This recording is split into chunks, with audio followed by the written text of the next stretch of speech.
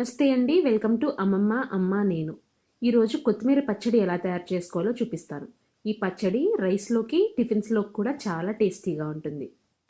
తయారీ విధానం చూద్దాం. ముందుగా ఇక్కడ ఒక కట్ట కొత్తిమీర తీసుకుని శుభ్రంగా కడుక్కొని ఇలా చాప్ చేసి పెట్టుకున్నాను. కొంచెం తడున్నా కూడా ఏం పర్వాలేదండి, మనం ఎలాగో ఫ్రై చేసుకుంటాం దీన్ని. తర్వాత మనం చింతపండు నానబెట్టుకోవాలండి. ఒక నిమ్మకాయ అంత సైజు చింతపండు నానబెట్టుకున్నాను. ఎక్కువ నీళ్లు పోసుకోకూడదు.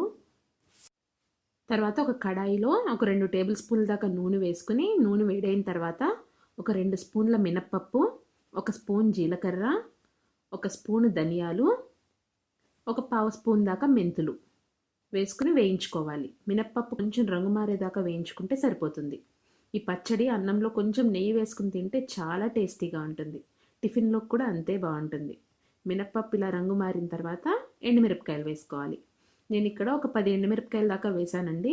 మీరు ఇంకొంచెం స్పైసీగా కావాలనుకుంటే కొంచెం పచ్చిమిరపకాయలు కూడా యాడ్ చేసుకోవచ్చు. ఎండుమిరపకాయలు రంగు మారిన తర్వాత వెల్లుల్లి రబ్బలు ఇట్లా దంచుకుని వేసుకున్నాను. అది కూడా ఫ్రై అయిన తర్వాత చాప్ చేసి పెట్టుకున్న కొత్తిమీర వేసుకుని ఒక 4 నుంచి 5 నిమిషాల పాటు ఫ్రై చేసుకోవాలి. కొత్తిమీర అంతా మగ్గిపోయి బాగా దగ్గరికి అవుతుంది. 4 నుంచి 5 నిమిషాల పాటు సిమ్లో ఫ్రై చేసుకున్న తర్వాత గ్యాస్ ఆఫ్ చేసుకోవాలి. ఇది కొంచెం చల్లారనిచ్చి మిక్సీ జార్కి ట్రాన్స్ఫర్ చేసుకోవాలి.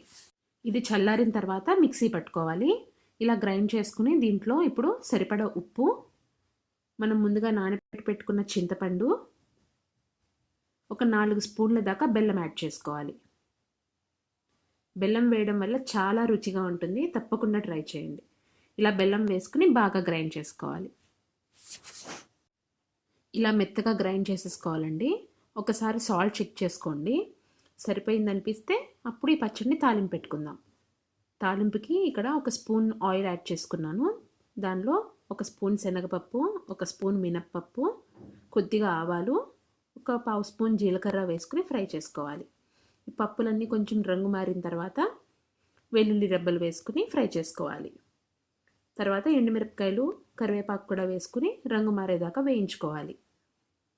ఇవి బాగా వేగిన తర్వాత మనం గ్రైండ్ చేసి పెట్టుకున్న పచ్చడిని ఇందులో వేయాలి. తాలింపు పచ్చళ్ళు వేయడం కన్నా పచ్చడి తాలింపులో వేస్తే చాలా రుచిగా ఉంటుంది.